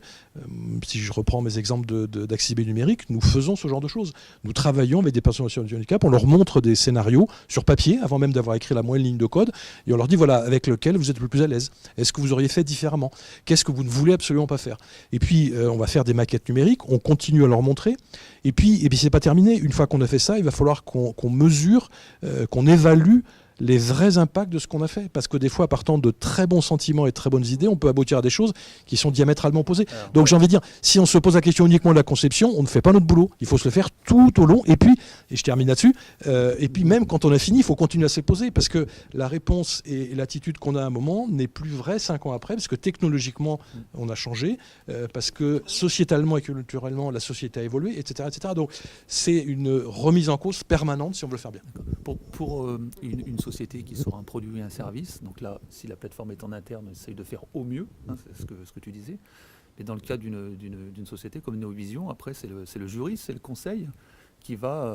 comment ça va se décliner? Parce que le risque, finalement, au bout d'un moment, il est juridique. Même si on a essayé de faire au mieux, est-ce que ça se finit dans des conditions générales de vente assez précises? Tout est dans les conditions générales de vente, c'est connu. Parce qu'à un moment donné, ça finit en petit caractère. Enfin, je veux dire, exactement. Mais là, on va sortir de l'éthique parce que lorsque moi j'interviens auprès de mes clients, je fais défendre leurs intérêts. Ouais. Donc on retombe. C'est éthique, ça, tout le temps. Non, pas forcément. Non, pas du tout. Mais clairement, je veux dire, l'intérêt social, je l'ai dit tout à l'heure, je mets plutôt l'éthique du côté de l'intérêt social, donc une espèce de norme sociale qui a été définie. Est-ce que tu es parfois intervenu en conseil, parce que tu fais énormément de conseils, c'est très peu de tribunal finalement. Ce que tu oui, fais, je ne fais pas de tribunal, j'y vais plus. Conseil. Sur le fait de dire, là, par rapport à ton expérience des technologies, sur N entreprises, est-ce que vous avez développé, est-ce que vous avez bien pensé à effectivement éviter de faire ça? Par exemple, je sais que dans certaines bases de données, les champs reliés à une personne où c'était autre ou commentaire, c'est que c'est très peu apprécié, notamment par la CNIL, tout ça. Donc on pourrait considérer qu'il y a une petite notion d'éthique sur le fait de peut-être ne pas mettre ce champ en base de données. Toi, tu n'interviens pas sur la technique, tu n'es pas conseiller technique, mais parfois quand même, quand la fonctionnalité est là et que le client en parle, est-ce qu'il t'est arrivé parfois quand même de le conseiller? Alors, jusqu'aux conditions, là toujours... on a beaucoup parlé des données personnelles. Oui. Aujourd'hui, je l'ai dit, il y a un norme juridique pour moi qui est suffisamment clair pour qu'on ait tout un tas d'obligations. Et évidemment que sur le recueil du consentement, sur les problématiques de transparence, etc. Voilà, c'est réglé. En tout cas, moi, j'ai un référentiel sur lequel je peux me positionner. Mais pendant l'illustration, c'est pas Novision, évidemment, une autre entreprise, ou une entreprise, une GAFA, qui se dirait, prenons l'exemple de Facebook, qui a fait une chose qui est connue aujourd'hui. Ils ont utilisé toutes les photos, nos photos de visage, pour, pendant des années, faire tourner des AI sur ces photos-là, pour apprendre à reconnaître des visages. Ils nous ont pas dit, a priori, qu'ils allaient le faire. Ils n'ont pas fait preuve de transparence. Mais sûrement que quelque part dans les conditions générales, et ça leur a été abondamment reproché, notamment par la commission du Sénat qui a entendu Zuckerberg il y a un an à peu près, au tréfonds de leurs conditions générales, leurs juristes ont très bien fait le travail, c'est ce qu'a dit le sénateur. Il était écrit que quelque part ils avaient le droit d'utiliser les données de leurs clients comme ils l'entendaient, y compris de cette manière-là. Donc on va avoir parfois une opposition de l'intérêt individuel de l'entreprise, parce que c'est aussi économique, versus un intérêt social qui serait éventuellement éthique.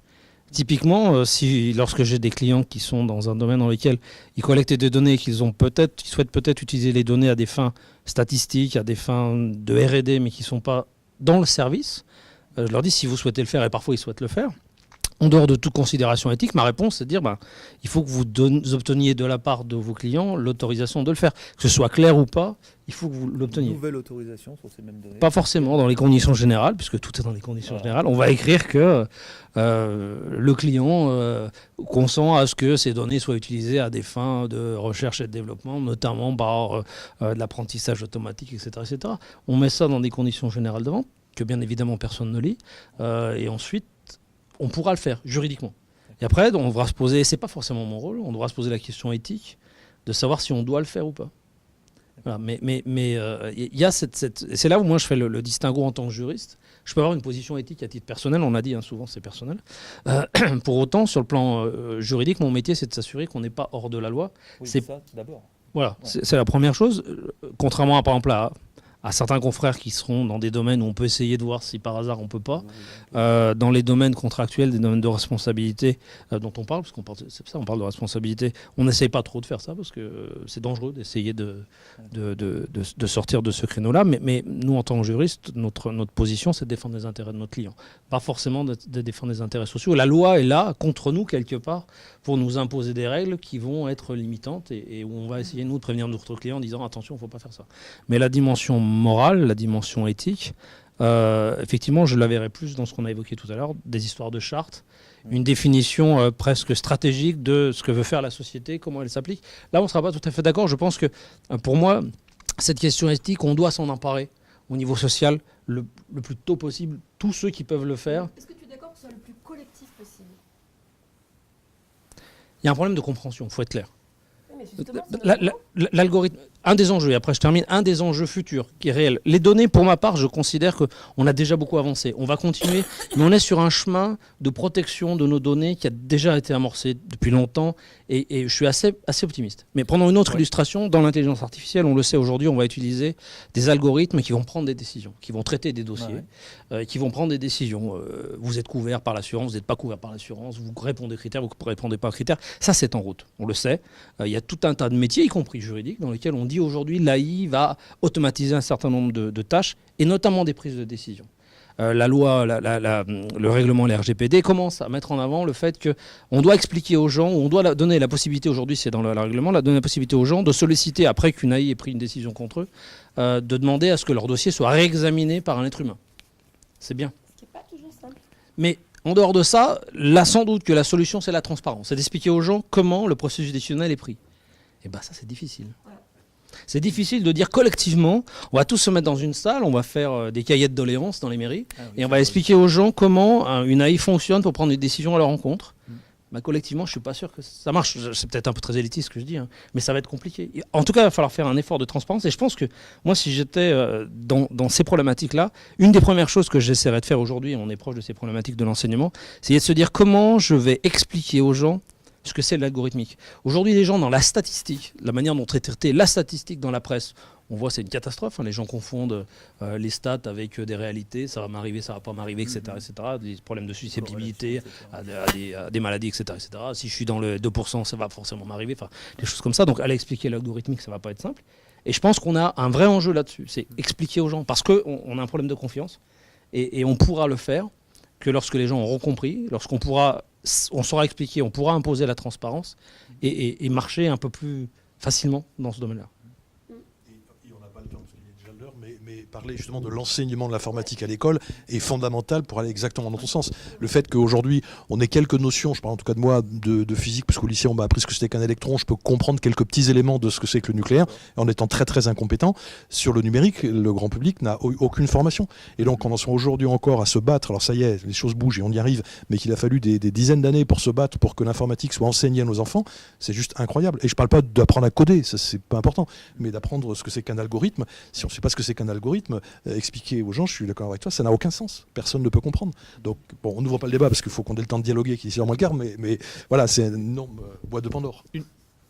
Une chose, alors après, pour prendre la problématique de l'autre côté, est-ce qu'on pourrait imaginer, pour quelqu'un du marketing, par exemple, dans une entreprise de technologie, que le fait d'avoir des considérations éthiques et de ces chartes, ça peut être quasi un avantage en termes de marketing. Est-ce que c'est quelque chose sur lequel vous pouvez communiquer? Finalement, on l'a vu en termes un peu de contraintes, en disant qu'il y a un certain nombre de contraintes, il faut en tenir compte. Ouais, et finalement, comme on est dedans et qu'on ne peut pas y courir, est-ce qu'on pourrait considérer que c'est une sorte d'avantage de dire, ben nous, l'éthique, c'est non seulement quelque chose, c'est Bien pas sûr, une ouais, contrainte, mais c'est même un plus. C'est Ça fait partie de notre ADN, quoi. C'est un plus, ça fait vraiment partie de nous et on va aussi miser dessus. Et c'est surtout aussi pour aller un peu à contraire de ce qu'on voit dans les médias. Bon, il y a certains journalistes qui vont parler de l'IA, voilà, les dernières applications qui sont bienveillantes, mais c'est souvent aussi voilà, les risques, qu'est-ce que c'est. Enfin, ils essaient de faire peur un peu, j'ai l'impression, à leurs lecteurs.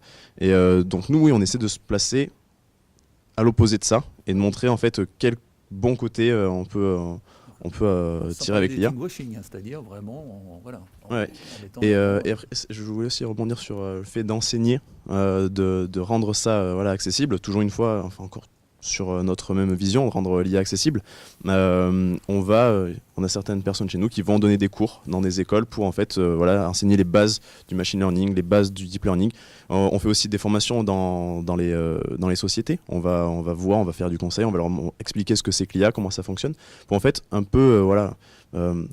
C'est plus que de l'évangélisation, c'est vraiment faire comprendre aux gens ce que c'est que l'IA et transmettre un peu notre savoir pour voilà, que tout le monde soit un peu plus, je dirais pas éduqué, mais cultivé à propos de l'IA. Ouais, j'en profite pour rebondir sur ce sujet. On a parlé de transparence des algorithmes. Ouais. C'est très bien et quelquefois, si on pense à l'IA, ça mène pas loin.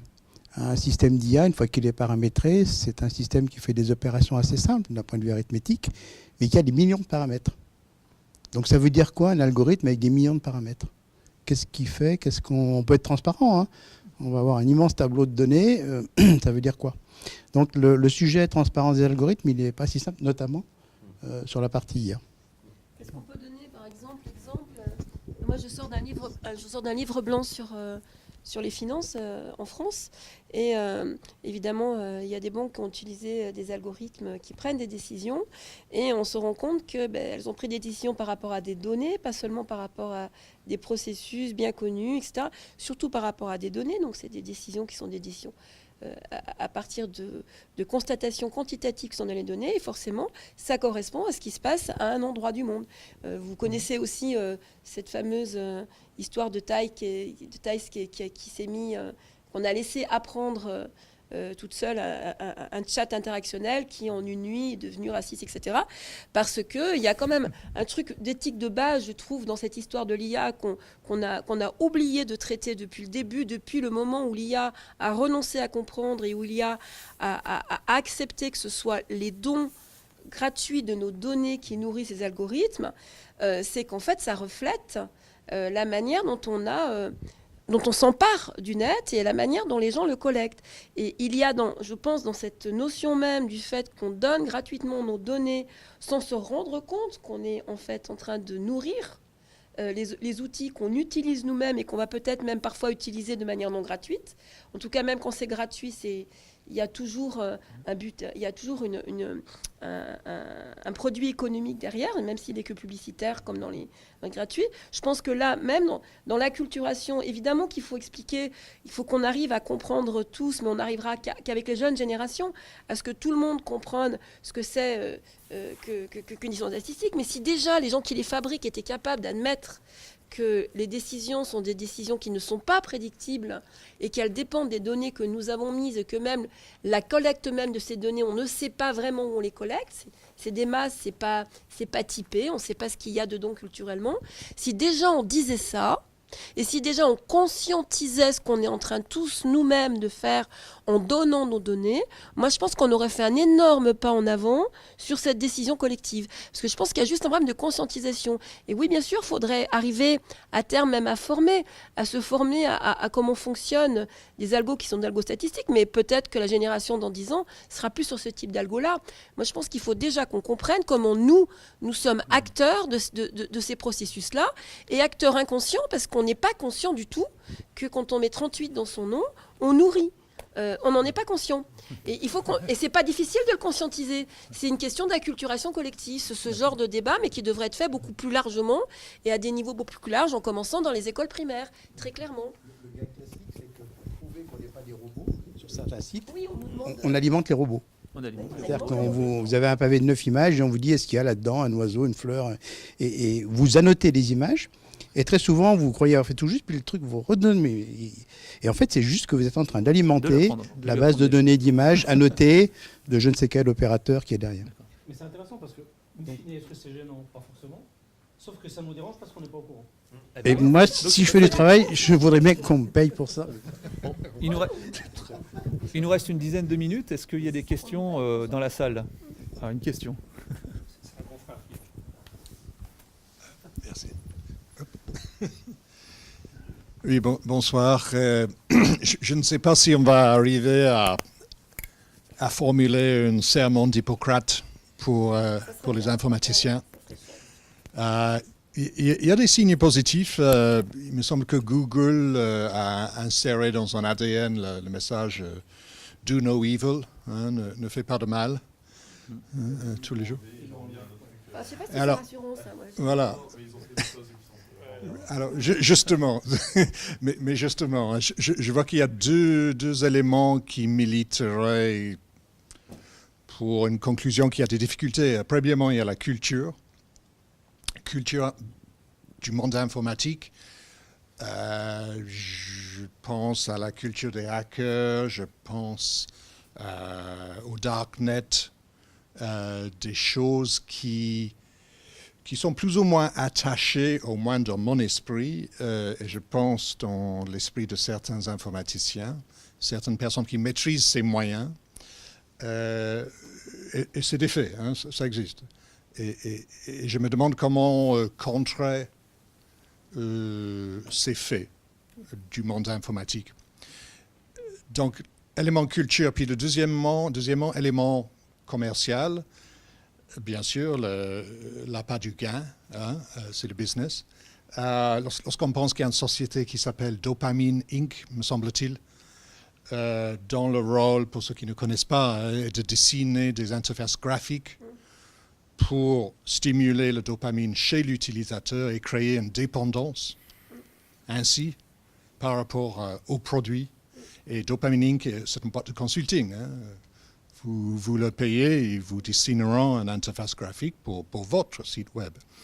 Donc, culture et pression commerciale versus une boussole éthique à trouver. En tant qu'avocat, je me dis, tant qu'il n'y a pas une loi, il n'y a rien. Mais je veux bien entendre le discours inverse.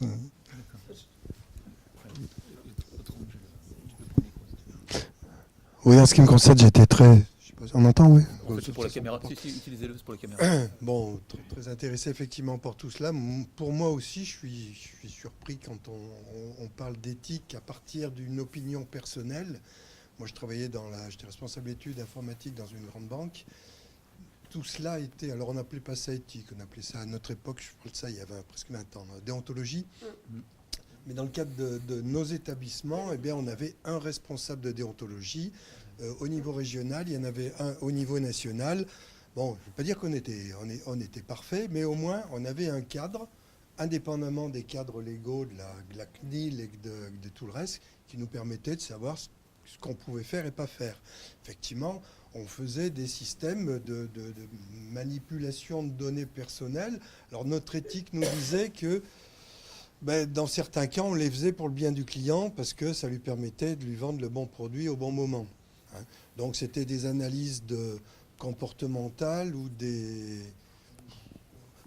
choses qu'on avait entamées mais qu'on avait arrêtées. C'est pratiquement les systèmes experts sur des analyses décisionnelles parce qu'autant les algorithmes, c'est difficile à expliquer. Mais un système expert, pourquoi il a dit oui, pourquoi il a dit non, ça c'était quasiment impossible.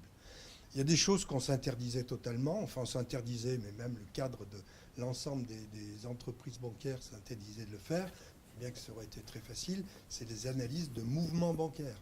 Parce qu'effectivement, les mouvements individuels, si vous analysez point par point tout ce qui passe sur le compte d'un client, vous le mettez à nu, vous savez tout. On travaillait sur des flux, mais pas voir s'il était abonné à tel endroit, tel site, tel machin. Alors que là, ça aurait été hyper facile. Bon, donc pour moi, il y a effectivement une responsabilité collective qui va de niveau grosse entreprise au niveau national. Et alors après ça peut aller plus loin. Mais ça ne m'étonne pas que... Est-ce que la loi vous aurait empêché d'analyser ces mouvements ? Pardon ? Est-ce que la loi vous aurait empêché d'analyser ces mouvements ? Je dis ça parce que finalement, c'est une décision. Je pense que ça aurait été la CNIL plus. Peut-être la CNIL. Au départ, c'est la CNIL. Je peux vous répondre en partie, parce que justement, dans ce livre blanc dont je vous parlais, qui a quand même été demandé par de très très grandes banques françaises, ce qui a déclenché cette réflexion sur l'éthique et l'IA dans les banques, dans le monde des finances, c'est parce que justement, j'ai découvert ainsi qu'il y a un mode de fonctionnement qui était assez d'ailleurs partagé par l'ensemble de ces banques implantées en France, sur ce qu'on doit faire, pas faire, et qui, bien sûr, est parfaitement synchro avec la réglementation, mais qui va bien au-delà. C'est vraiment des règles de comportement. Et leur problème, c'était que faire entrer Watson ou d'autres types mettaient non seulement ces règles-là à défaut, mais qui ne savaient pas comment récupérer la main sur ces règles. Et ils ont même des risques psychosociaux, des employés à tout niveau des processus banquiers qui sentent leur propre cadre déontologique qui n'est pas un serment d'Hippocrate, mais qui a l'air sacrément régulé, qui leur échappe. Oui. Donc, c'était même ce livre blanc, il a été fait en urgence, c'était pas attendu. Et la première chose, évidemment, qu'ils ont fait, c'est se tourner vers les vendeurs, en leur demandant comment on peut reprendre la main, faire que ça rentre dans nos manières de fonctionner, que ça réponde, qu'on sache de ce qui se passe. Et ils se sont rendus compte qu'ils n'arrivaient pas à trouver de responsables et qu'ils n'arrivaient pas à les tricoter parce que, évidemment, c'est pas des systèmes experts, donc on ne pouvait pas les tricoter. Et c'est pour ça qu'en fait, une des solutions qu'ils ont, c'est de couper. Donc là, c'est une solution de sagesse. Ils vont geler certaines assertions d'IA. Pour l'instant, ils préfèrent geler, attendre de voir avant de réintroduire. Et ceux qui ont déjà introduit se posent des questions sur la formation immédiate et urgente de leurs employés, même à plus proche niveau près du client, donc on va dire à plus bas niveau, à les former à la manière dont est décidé dans leur logiciel le résultat de est-ce que cette personne peut avoir un prêt ou pas. Et ils redonnent la main le plus possible aux personnes. Donc oui, et moi je pense que ça va... C'est pour ça que je pense que tous les corps de métier doivent être là collectivement. On a tous des raisons d'utiliser l'IA dans des activités, qu'elles soient professionnelles ou pas. Et je pense que c'est ces raisons-là, donc c'est le client, l'usage, c'est l'ensemble de ces raisons-là qui doivent massivement décider. Massivement. On a le temps d'une dernière question, éventuellement. Oui, moi je suis assez frappée par l'absence de philosophie dans les études scientifiques. Parce que finalement, tout ça, pour finir, c'est des technologies qui sont prises en main par les scientifiques.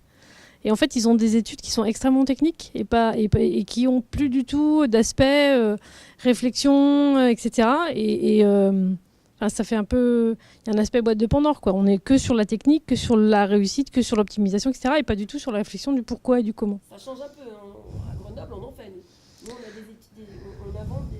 on a inventé des diplômes interdisciplinaires.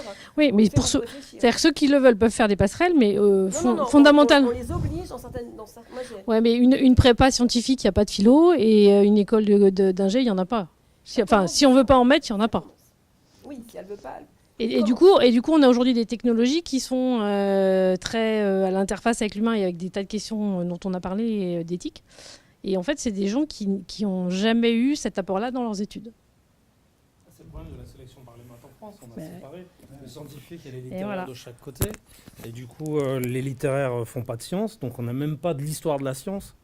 Ça n'existe pas, l'enseignement de l'histoire de la science dans l'enseignement général, non scientifique, je veux dire. Non, les littéraires auraient besoin qu'on leur enseigne l'histoire de la science. Moi, je suis enseignante en sciences du langage et on leur fait de l'épistémologie et de l'ingénierie. Et j'enseigne aussi dans les écoles d'ingénieurs, l'épistémologie et l'éthique. Donc, ça commence à exister. Je ne suis pas un pauvre zombie isolé. Ça démarre. Je suis un peu zombie, mais pas tout à fait isolé. Ça démarre, mais c'est vrai que ça va pas assez vite. Mais, en résumé, l'ignorance, c'est l'ennemi, en fait. Oui. Puisque, que ce soit du côté des gens qui font la technique, cette ignorance, entre guillemets, de ces enjeux-là, qui sont plutôt d'ordre philosophique, et du côté des sciences humaines, une difficulté à appréhender ces problématiques techniques qui nous échappent, quoi. Et donc, on en parlait tout à l'heure, il faut donner à nos populations, si on veut s'emparer de ces problématiques-là, la ressource intellectuelle pour pouvoir discuter, animer le débat. Je pense que le débat, il doit être effectivement le plus large possible. Mais aujourd'hui, il est forcément capté par des gens qui sont capables d'avoir une opinion dessus. Et vous allez dans la rue, sur des ronds-points, je ne suis pas certain que vous allez avoir une opinion sur l'AI. Et c'est triste. Et il faut aller là-dessus. Mais non, il faut y aller. Mais aujourd'hui... D'accord, c'est pas vrai. Ouais, moi, je suis d'accord avec moi. Non, je suis pas d'accord. Moi, j'étais dans un festival de journalistes cet été. Il y a eu 5500 personnes. Il y avait la moitié qui n'était pas du tout intellectuelle. Et à la fin de la semaine, il y avait des tas de gens qui avaient des opinions hyper pertinentes. Et donc, ça suffisait largement. Donc, on peut acculturer tout le monde. Parce que chacun dans son métier peut comprendre ce qu'il a besoin de comprendre. On ne pouvait pas, je sais pas. Ah oui, d'accord, mais ça, c'est autre chose. C'est ce qu'on ne veut pas. Il est l'heure. Mais attends, moi, j'aimerais Pascal. Oui, Pascal, pardon, tu voulais intervenir? Oui, excuse-moi. Rapidement. Merci. Donc je partage tout à fait votre point sur la formation avec des lacunes actuellement. Et ces lacunes, on les ressent justement quand on arrive dans les équipes de recherche. Et c'est pour ça qu'on essaye d'ouvrir les équipes de recherche. Et aujourd'hui, des équipes de recherche qui sont multidisciplinaires au sein d'INEAS, c'est pas rare. Dans ce bâtiment, il n'y a pas que des informaticiens. Passent aussi des gens qui font de la psychologie, des gens qui font de la science cognitive, des philosophes. Je connais des équipes pas loin qui travaillent avec des philosophes qui sont dans leur... Donc oui, il y a ce manque d'information. Et derrière, on est obligé de ramer pour y arriver. Mais cette conscientisation, pour reprendre le mot que tu disais, elle est vraiment réelle. Et on sait bien que le numérique ayant irrigué toutes les facettes de notre vie, si on travaillait uniquement entre informaticiens, on serait à côté de la plaque. Pour, encore une fois, je répète, je suis désolé, mais entendre les besoins et ce que veulent faire les gens ou pas, c'est pas les informaticiens qui peuvent le décider. C'est juste, et ça, on en a conscience. Donc oui, il faudrait que la formation soit différente et voilà, il y a beaucoup de choses à changer. Mais après, quand on arrive dans le domaine de la recherche, c'est des choses qu'on essaye de corriger autant qu'on peut le faire et malheureusement, bien sûr, il y a des manques. Mais voilà, les choses évoluent. J'aurais pas pu dire la même chose il y a 5 ans. Merci Pascal, parce que ça ressemble beaucoup à une conclusion, en fait. Et ça m'arrange un peu, parce que je ne me serais pas lancé dans une conclusion, autrement j'aurais réglé le problème de l'éthique et de la conception moi seul. Donc merci beaucoup d'avoir été avec nous. Et puis, je crois qu'on se rejoint dans le hall tout de suite, c'est ça? Merci.